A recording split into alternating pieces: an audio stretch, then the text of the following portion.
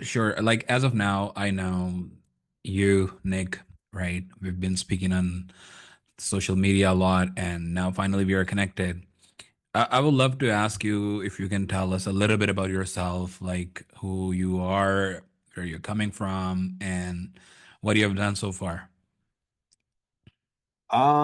Yeah. So I'm originally from like the Chicagoland area. I've moved around quite a bit. So now I'm in Northwest Indiana again. But in terms of like what I've done, I've worked at quite a few different companies. A lot that a lot of people would notice within the high ticket space. So that's been really fun. There's been a lot of experience gained, whether it be from setting to closing to even being an accountability manager to what I'm doing now, which is a CSM. So it's kind of interesting. I've been on the front end and I've been on the back end, and it's been a really interesting experience because I've learned a lot from every single company that I've been at. And you know, a lot of them are like that people would know within the space just because I wanted to be there because they were in their respective things, like some of the top companies. Absolutely amazing. I know that's the journey, and that's really good. I have like one question in mind. I've been like reading some posts and a lot of stuff online. A lot of people, they really want to move from salespeople to CSM roles or management roles or starting their own thing, maybe systems and processes and stuff like that. What do you think about it? Like, if you, if you ever you said that you've worked up front, back end, everywhere. So if you ran your team, like, what's the first system you would set up? Usually what I've done for myself personally is the last two offers I've been on, the current one and the one before that, I actually made my own working version of a CRM just to make Mm, things easier for myself to operate. okay. And And just what from like a specifically do? What specifically with the CRM? just like making it to where it's easier for me to work with it, to where I can see the data in an easier way. Because a lot of CRMs, they usually only work well for one department. It's either Mm, usually focused for marketing or usually focused mainly for management, but it's not with the actual person that's doing the daily work that that the person that's actively using the CRM is actually using it for. So it's been interesting kind of doing that. So if I was to be a manager or you know an offer owner or something like that, that's the first thing that I would do is um, having something like that in place where it's easier for not only like management and all those people to work with it, but also yeah. to build it with the person using it in mind. Because it's kind of one of those things, you know, a lot of things get created just because somebody's scratching their own itch. Yeah, that's So right. that's what I've done, you know, for myself, just to make myself more effective. And you know, when I've done it, it's been a lot easier for me. So I still use the systems that the team uses. So it's a little bit of extra work for me, but keeps me a lot more organized, and Mm, I have better insights in terms of what's going on. So that way, if I have a sales manager or leadership asking me a question, I already know before they even ask. yeah. And then I can tell them like real quick. I'm like, oh, well, this is going on with this person, or yeah, I'm at ABC. I should be here. I've noticed this, this, and this. Do you think it could be this, or is it this, or is it maybe that? To where it goes to show that I'm a lot more aware of what's going on, to where, you know, that could help with giving feedback, whether, hey, I've noticed we've had this change. Did something change on the marketing side? Because I didn't notice this before. Or, you know, nothing changed on the marketing side. Okay, maybe we're just not getting the same type of people. Like, are we getting less marketing dollars this month or something? Like, did we do something different? Or maybe it's not a marketing thing. Maybe it's just, oh, this is just the time of the year. Like, people start to kind of check out near the end of the year, which doesn't Mm, mean your results have to slow down, but yeah. sometimes you might not get as many leads, like new leads at the end of the year, as a lot of more Mm, people are kind of checked out, to where it's nothing with the offer itself. It's just the timing of the year.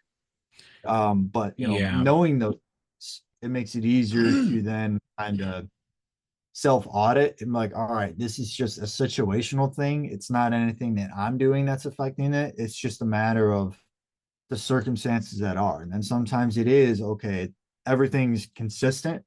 There's something that I'm doing that's not right. So it just gives you a better kind of feedback loop to know what's actually going on and where you can improve. Absolutely. I mean, this is good for even any management guy or a girl who's watching, or even for the salespeople themselves too, right? Because of course, if Yeah, you are a sales, I know like if why I'm saying that is because after closing door-to-door sales and then telephonic sales in different call centers over here in Pakistan, and then working remotely for like high ticket offers like Dan Henry and whatnot, right? And what I realized is like if you as a salesperson don't see yourself as a business owner and don't consider your phone number as a company, there are chances you will not make it so big, right? I mean, there are people who are making consistently $10,000, which is like a shiny kind of object out there, but they literally have systems in place for themselves, right? So business owners actually go to them. You're one of them, I know that, right? So people like business owners goes to them and ask them if they want to work for us or with us as a business. yeah. It's interesting because a lot of, and you'll be surprised, some places like the one thing I've learned from a lot of companies is, you focus so much on growing that you don't put Mm, in the back end systems to sometimes be able yeah, to control that growth.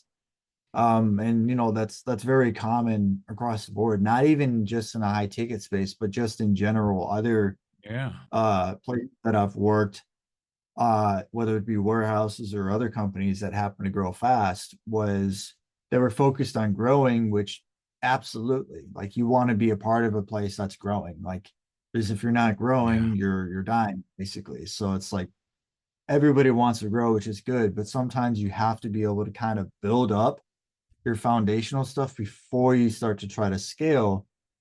Because growing and scaling are two different things.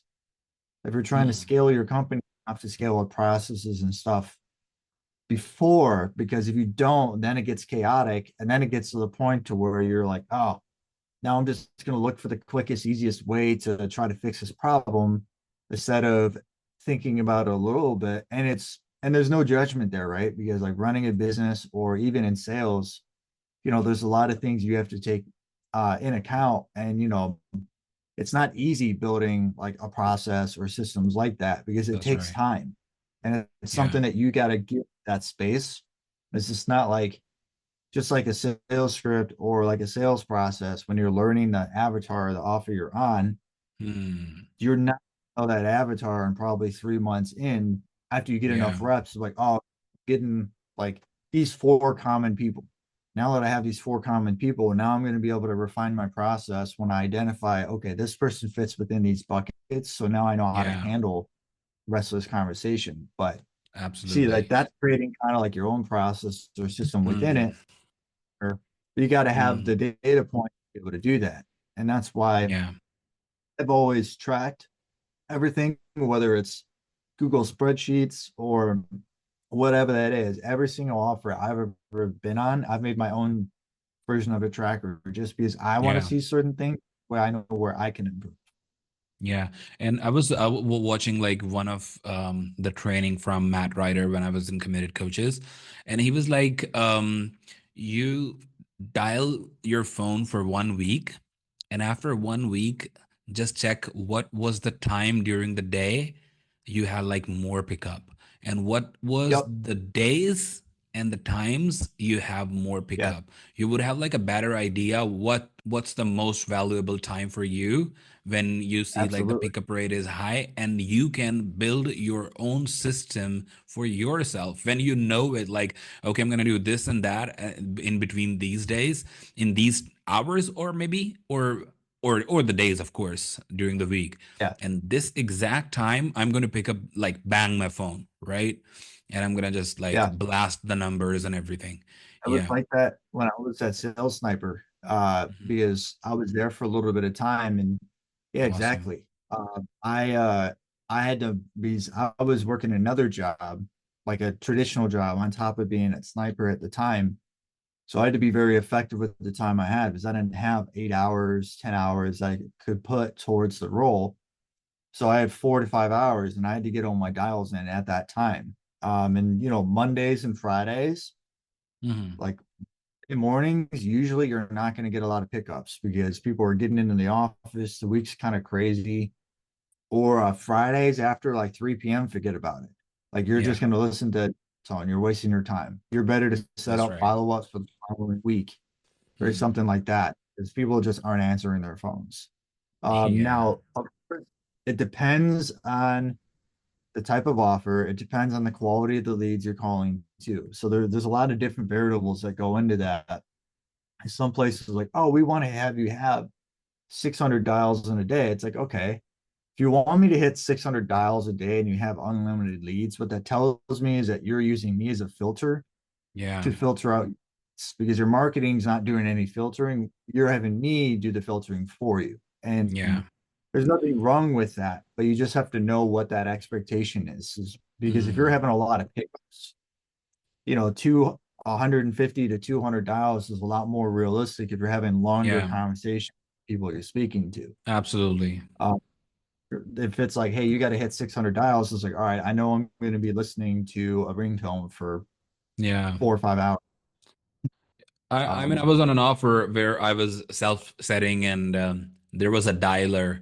Literally, it will pick up when it will actually go on a call when somebody will pick up, right? And there yeah, were times when I was just watching TV with it, right? yeah, I'm watching TV and dialer is running at the back, right? And I'm just muting and speaking with somebody who picked up. And it's happening after like 15, 20 minutes after at the back end, dialer already dialed like 60 calls that are going to the yeah. voicemail and stuff. I think Yeah. I think I got it down to a science to where I can get about a 90 to 120 dials in an hour if I wasn't getting pickups. Yeah. Sometimes That's right. 150. It just because it's like there's so many little like small tips of that helps with it to where like if it rang more than after that third ring, I hung up Hmm. because they're not pick up after the third ring. Um, Hmm. and like little things like that to where you don't think that adds up, but if you let it ring 5 or 6 times and you do that 100 times over the day, you can get another 50 to 100 dials in just based off of that alone. That's absolutely So it's right. like adjustments in terms of dialing and um it sucks doing cold calling and doing that dialing, but it really sharpens that skill set. Like I've done door-to-door sales too. I'll never do it Awesome. again, Do but do I've you done it. remember those dog barking and Oh, I people ran shutting away from door it in though. front of your face, you know? I used to have to walk around the west side of Chicago like I had a gun in my jacket because I was in a very dangerous neighborhood. And I had a Yeah, that's homeless right. dude Yeah. steal my binder, and I looked at the business owner. I'm like, dude, like, I'm a white dude in a dangerous neighborhood. Like, I'm not gonna do I mean, are you anything. making me a thug or what? I was like, I don't want to do, I want to do what I want to do, but I'm not gonna do that because I'm more aware to know that's not a good idea. Yeah, that's right. I I don't was want any gonna, beef, you know what I mean? yeah, like I would have like physically got my binder back, but I'm like, well, Yeah, let's take inventory of where I'm at. It's like that's not the smart call. So they got it back. that's right. I remember, so I'm in a suit, dress shoes, everything, and I call my manager. I was like, hey, you need to give me a new territory. He's like, wait a minute, why does it sound like you're breathing heavy? He's like, wait, are you running? I was like, yeah. Do you hear the guy Yeah. screaming in the back? He's like, yeah. Yeah, I just had a crackhead steal my binder, Oh my and now God. I'm running because I don't want to do what I want to do because Yeah. this is not a This is not something safe for not going to me. get over. Yeah. Yeah, I'm not going to get. they're sad over a stupid binder, but give me a new Yeah. area. All right, well, think about it. I'm like, well, Whoa. no, you're going to get a new area. There's no thinking about it. Yeah, Nick, I have like one more question. Yeah, I was thinking like we do a lot, right? I was 14 since I'm working, right? And I'm working in sales. We spoke the other day and you said you were working since like the same amount of years, right? At the same age, kind yeah. of. So, and you did D2D as well, cold calling as well, inbound, remote closing, managing, everything, right? I think I I've can been relate with managing. you a lot. Yeah. But you are managing, right? No, no, I've not actually been in a management role Okay. within the sales space. I've not been in a management role. Okay. Other like when I've worked in warehouses, I have had like leadership roles there. Okay. Yeah. Um, So of course, like leadership roles, you did that too. And working long hours for the people who actually grind, they know that it's not like taking two calls from Bali. It's not that, right? It's so that's how do not. you, yeah, yeah. Nick, how do you like how would you let me how would I say that? What are your thoughts about these long hours and mental health? And what do you do for that? Um, I think it's more so knowing what your actual why you're doing what you're doing is, because there is a point to where there is a grinding season, and there's a season to kind of maybe try to take it a little bit easier, and then sometimes Mm, you want to go a little bit harder, and it really just depends. Because I think it just kind of varies. Like I have these little phases to where like if I'm working, like I'm working. yeah. I've always kind of been raised that way with a work ethic. And then I think it also, for me at least, I've noticed just the way that I grew up. I was Mm, definitely not born with a silver spoon in my mouth. mm. So I've had to work for everything I've ever Work for had. I've everything. had to, Yeah. nothing has been given to me. I've had help along the way. So like I don't want Mm, to discount, what have helped me, but I've had to work for it. Like I've yeah. never been given, just given like a car or something growing up. It's like, no, if you want something, you got to work for it. Absolutely. So I think that, helps a little with doing some of the long hours, but then it's also, I'm at that stage now to where it's like, all right, could I work 12 to 15 hours a day? Yes. Do I want to Hmm. anymore? No. No. And it's not because I'm lazy, but I've been working since I was 15 years old. Yeah. And it's like I need to find something that's more effective and more Uh, leverageable, which Yeah. is More what got me more lucrative. Yeah. into the space in the first place. Because I'm like, all right, like warehouse work sucks. It's hard on your Mm, body. There's a lot of mm. politics that goes into that. Yes. It's reasonable and important work, but when you're running a department or a couple of different departments that you started and you're getting paid like $12 to $13 an hour, it's like, dude, I could drive a forklift in a different company and get paid almost three Mm, times as much yeah, and have that's right. almost no responsibility. Like, what am Yeah. I doing? Yeah, that's right. Um, That's true. yeah, it's been a journey. The biggest thing that I could say to anybody is just know that, like you said, the 10K a month, which is kind of like this elusive thing. There's so many things that have to be. It's really interesting. JD Daly, who I know you're familiar with, he says a lot I am about in the RSS now as well. I was in UCM nice. too. So it's interesting, like what he says is, it could take you 3 days to find a 10K offer, or it could take you six Yeah. months to a year or 2 years. And there's so many different variables that go into that. Some Yeah. of it's, our personal growth that we need to have, and then some of it's the offers that we take. And then Mm, that's the biggest change that I've seen lately is just a lot of offers are just exactly that. They're mm. more positioned at offer, and there's nothing wrong with that. Yeah. Because every bit has its stages, but a lot of places, not all, but there's a good amount of space, like offers in the space to where they're an actual offer and they haven't transitioned to being a business yet.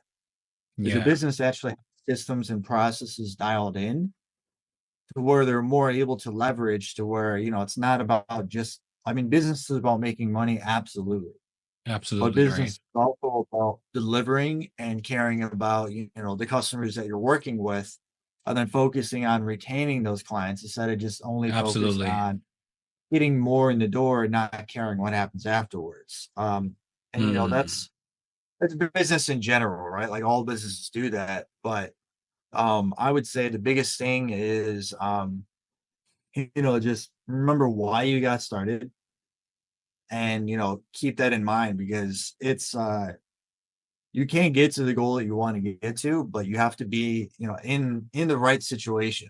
mm, And you got to find those right companies, and they're that's definitely out right. there. They are It's for just a matter. sure. Part of it's timing, part of it's the systems that are in place, and then it's also the skill set too. So it's like it's Mm, not a one size fits all. So like a lot of people are like, oh, absolutely. well, I took the course and now I'm going to make 10 grand. It's like, Yeah, well, that's right. It's not maybe possible. not likely, not right off the bat. Now some do, but the Mm, thing that people don't consider is the previous life experience that they have.